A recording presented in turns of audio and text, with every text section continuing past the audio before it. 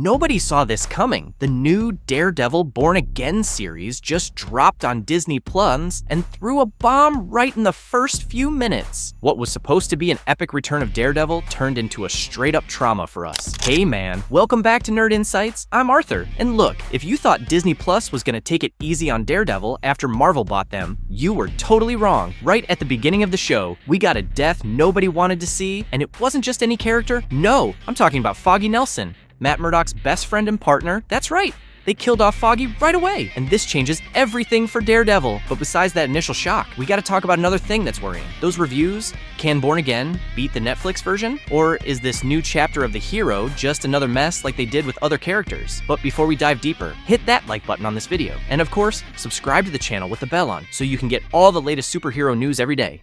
The tragedy happens when Matt and Foggy finally achieve one of their biggest dreams, opening a new law firm. After years of struggling, the two finally set up their own space, something that represents a fresh start for both of them. But this victory feels short-lived. Before they can even enjoy this moment, the place gets attacked by the Punisher, and the villain, without hesitation, brutally kills Foggy Nelson. The scene is intense, and there's no time for the audience to process what just happened. One of the most beloved characters of the audience, and essential to Daredevil's journey, is just ripped out of the story in the first few minutes.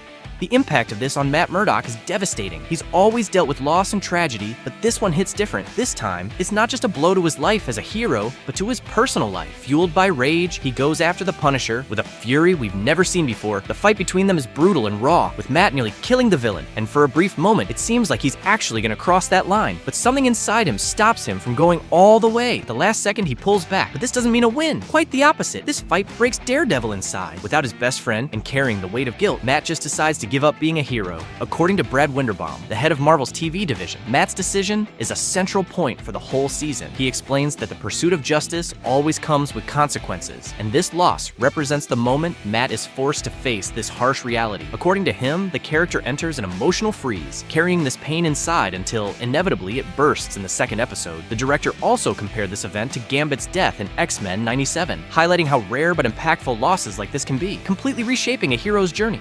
Meanwhile, outside the story, the series faces another issue, the inevitable comparison with the Netflix version. Since it was announced, Daredevil Born Again carries the weight of replacing one of Marvel's most acclaimed shows, and the early numbers aren't super promising. On Rotten Tomatoes, the new show got 84% from critics, which is a solid number, but still behind the original series, which had 92%. If we look at the individual seasons, the difference is even clearer. The first Netflix season hit an impressive 99%, being considered one of the best superhero shows ever made. The second dropped to 81%, but the third came back strong with 97%. This shows that despite the hype, the new series hasn't quite reached the same level of praise yet. But that doesn't mean all hope is lost. The reviews can still change as more episodes drop and the story develops. Plus, Charlie Cox's return as Matt Murdock keeps the audience interested, as well as Vincent D'Onofrio's presence as Kingpin, who we got a taste of in Hawkeye. Another factor that could help the show's growth is the renewed interest in the previous shows. A lot of fans are rewatching old Daredevil seasons and other shows like Jessica Jones, Luke Cage, and The Defenders to better understand this new phase. Even Matt's appearances in Spider-Man No Way Home and Hawkeye could offer some clues about the character's future in the MCU. At the end of the day, Daredevil Born Again came in hot, bringing drama, tragedy, and plenty of twists right from the start. But will this new version of the hero win over the fans and surpass the shadow of the Netflix show? That answer is still up in the air. So what did you think about Daredevil Born Again's explosive premiere? Was killing off Foggy a bold move or a huge mistake? And do you think this new phase of the hero has any chance of beating the Netflix version? Let me know in the comments. I really want to hear your thoughts. And hey, if you want to stay up to date with all the nerdy news, hit that subscribe button now. Every day, we've got fresh news, crazy theories, and full breakdowns so you don't miss anything happening. We keep you updated before anyone else, so don't miss out and turn on the bell to get everything first. See you later, alligator.